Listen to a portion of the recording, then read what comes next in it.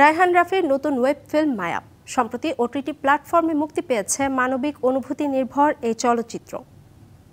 আমার হাজবেন্ড নিখোঁজ, পারিবারিক টানাপোড়েন আর এই সময়ের নারীদের জীবন সংগ্রামের গল্প মায়া। রায়হান রাফির এই ওয়েব ফিল্ম মুক্তি পেয়েছে ওটিটি প্ল্যাটফর্ম বিঞ্জে। মায়ায় প্রধান চরিত্রে অভিনয় করেছেন ইমন ও সারিকা। সম্প্রতি স্টার সিনেপ্লেক্সে অনুষ্ঠিত হয় মায়ার প্রিমিয়ার শো।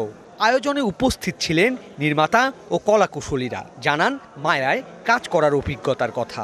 বাচ্চা নীরবে কাঁদতেছে, ওয়াইফের একটা সংগ্রাম, শাশুড়ির প্রবলেম, মা ভাই বোন কেউ তাকে দেখতে পারে না, একটা ফিউচার নষ্ট হয়ে যায়। আমরা তো কাজ করি শুধু আমাদের আত্মতৃপ্তির জন্য না, সমাজকেও কিছু মেসেজ দেওয়ার আছে। তো এটা হচ্ছে সেই কন্টেন্ট। মায়ার জন্য নিজেকে প্রস্তুত করেছি, সারিকাকে একদম ভাঙার চেষ্টা করেছি। কতটুকু সার্থক হয়েছে সেটা ঠিক জানি না, কিন্তু চেষ্টা ঠিকই করেছি যেন মায়া বেরিয়ে আসে সেখান থেকে। এবং আমরা অনেক বছর পরে আসলে স্ক্রিন শেয়ার করলাম।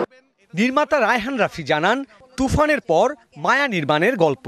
জনপ্রিয় জুটিকে নিয়ে কাজ করার চেষ্টা করেছি, ইমন এবং সারিকা, এবং আমার চ্যালেঞ্জ ছিল যে এই দুজনকে আসলে নতুন করে কিছুটা আবিষ্কার করব আর কি। যারা তুফান দেখেছেন, যারা মায়া দেখবেন, এটা যদিও ওয়েব ফিল্ম, ছোট আকারে সিনেমা, কিন্তু আমি একটু অন্য ধরনের সিনেমা বানানোর চেষ্টা করেছি। এটা খুবই মানবিক গল্প, একদমই অন্য ধরনের গল্প, এবং যে গল্প দেখলে কখনো আপনি ইমোশনাল হবেন, কখনো আপনি আবেগ প্রমাণিত হবেন, আপনার আশেপাশে অনেক কিছুর সাথে মিল পাবেন এই ছবির গল্প।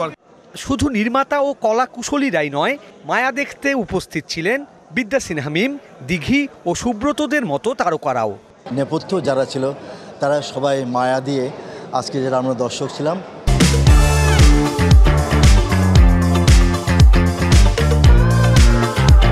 আমার বিশ্বাস যে সবাই তারা মোহিত করতে পেরেছে।